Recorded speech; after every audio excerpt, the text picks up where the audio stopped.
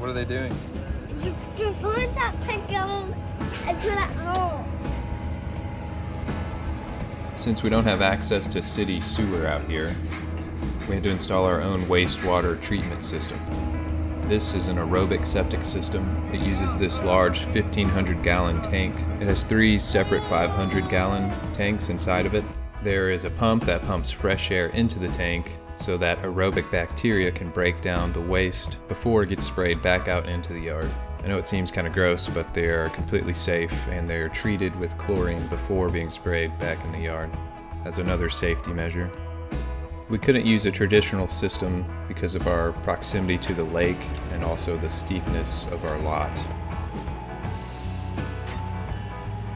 Once we got the tank installed, we had to build this small retaining wall that ended up taking a bit longer than I thought it would, like most of my projects.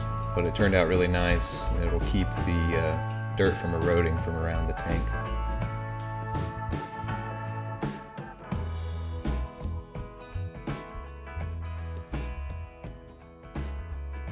So I've got most of the plumbing ran, and this is our main drain line. This line goes to the tank. So to hide this, I'm going to build a deck across here, and the deck will just go that way and create a walkway for when you walk in, either down from the house. You can just walk this way, and then some stairs coming down. Mainly to hide that pipe, but also we do need a good walkway to get over here. Where's our what? Our TV. Our TV. Uh-huh.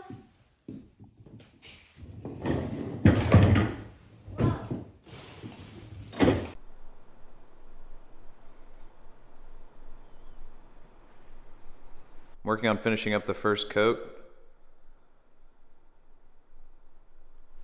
I've still got most of the ceiling left to do in here. Right now I'm trying to finish up around all these windows and inside this little nook area. So this first coat's been taking a while. It's just been me for the most part working on it. My parents helped out for a little while. We got quite a bit done, and really just finishing out all these corners and inside all the closets and around the windows is just really time consuming. But yeah, it's not hard work, it's just taking a long time. So just gotta keep chipping away at it. Almost there now. I think the second coat will go a lot faster. So I've been getting really good results in the corners, the inside corners, using this roller and just using the regular paper tape. And yeah, this thing has been a big help. Really speeds up the process. This is my first time using one, and they're really easy to use, and they give you really clean results. I've also been using one of these outside corner rollers for the corner bead. It seems to work pretty good. I have had some mixed results. It doesn't seem to push it up to where it's a perfect 90-degree angle. I have to go back and check it. It does help to just, get it on there and push it on and get all the excess off, and you can go back and clean it up with your knife. So the other thing that's been a really big help, I've been using this stuff on all the inside corners up top. So all those up top around the whole perimeter. It's called the Perfect 90, and it's paper, but it has like a little bit more of a structure to it. If you have any gaps up there, if it's not perfectly closed up, like over there I have a pretty decent gap, so you can just fill that with mud, and then there's enough structure in this tape. Normal tape would probably do it too, but this stuff just goes up a lot quicker and it looks a lot cleaner, and I think it's a lot stronger too because it has that extra structure to it. So in all the bedrooms, on the windows, I'm finishing them out just in drywall. I was originally gonna trim these out with wood, but I think this will save us some time and money, even though it was pretty tedious doing all these corner pieces and finishing it out. I think in the end it will be a lot faster than coming back and trimming them in wood. There'll just be a bottom wood piece across here to trim that out. So I'm just about done with the first coat. This is my last corner I need to do here. And I've just got it loaded up with mud. And then you just cut your tape to length, and then you go ahead and pre-fold it and stick it in there. This corner tool, just how easily it presses it in there. So I like to just lightly press the tape in all the way up.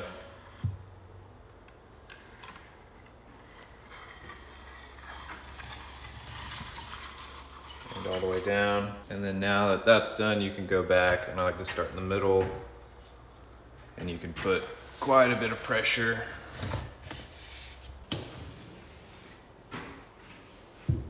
Anyways, it just pushes it in there and pretty much makes it perfect.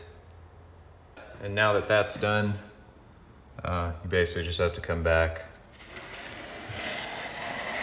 and smooth it out. So after probably another 2 weeks or so, I got the second and third, and in some places fourth coat done. And I came back and one other guy helped me texture. We did the same kind of skip trowel style texture that I did on my last house. It leaves like a really subtle, clean look. And once we got that done, I sprayed all the ceilings. And over a couple more days, we hand painted the rest of the house.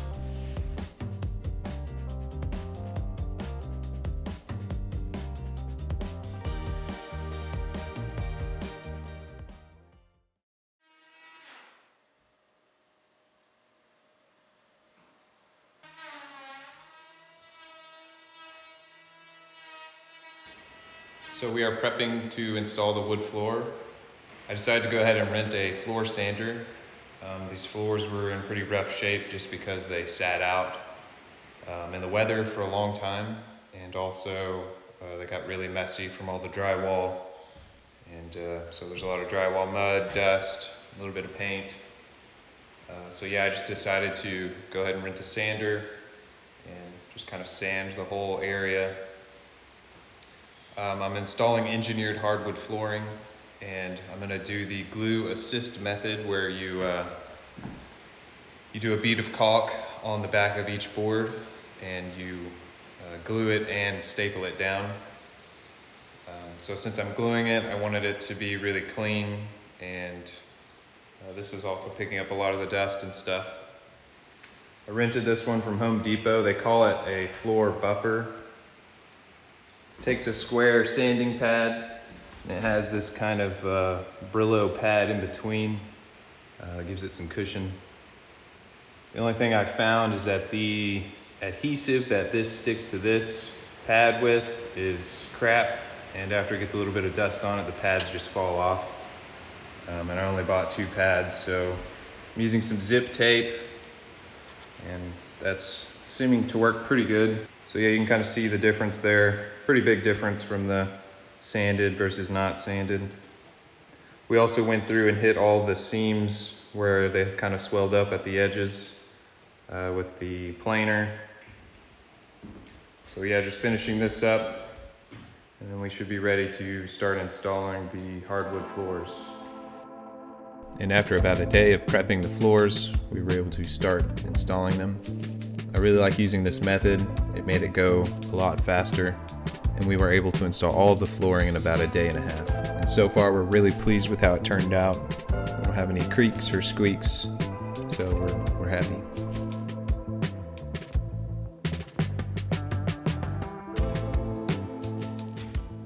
So this flooring is a European oak.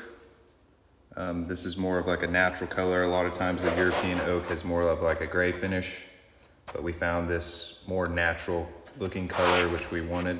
It's got more warm tones. And this one is 9/16 inches thick.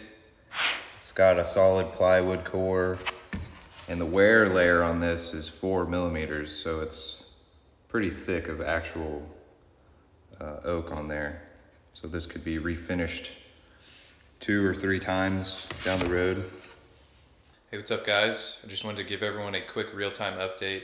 This video has footage from up to like 4 months ago, so Wanted to let everyone know that we have moved in.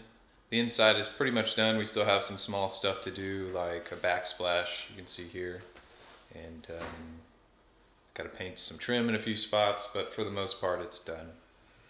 We still have a lot of work to do outside on the decks. Have to build some railing, and we still have to finish out the whole downstairs area. Now that I'm not in such a rush to finish the inside and get in here, I should be able to spend a little bit more time making videos. But yeah, there's probably going to be one more video, and that will get us kind of caught back up to real time. And yeah, we'll go from there. So as always, thanks for watching, and we'll see you in the next one.